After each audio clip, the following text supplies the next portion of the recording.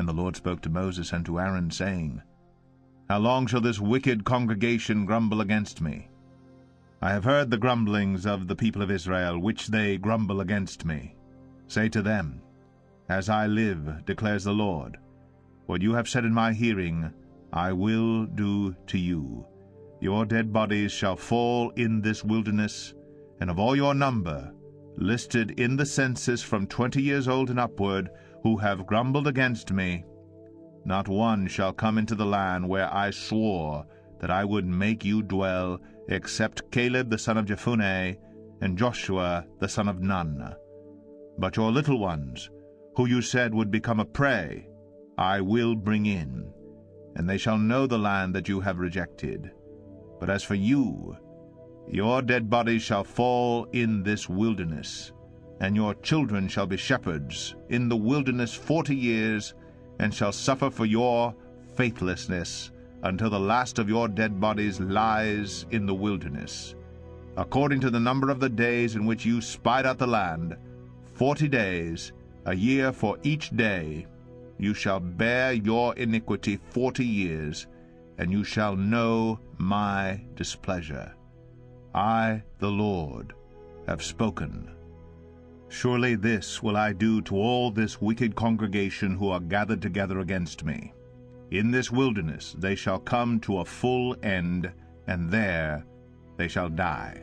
And the men whom Moses sent to spy out the land, who returned and made all the congregation grumble against him by bringing up a bad report about the land, the men who brought up a bad report of the land, died by plague before the Lord.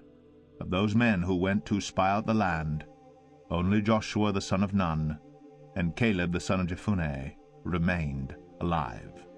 When Moses told these words to all the people of Israel, the people mourned greatly, and they rose early in the morning and went up to the heights of the hill country, saying, Here we are.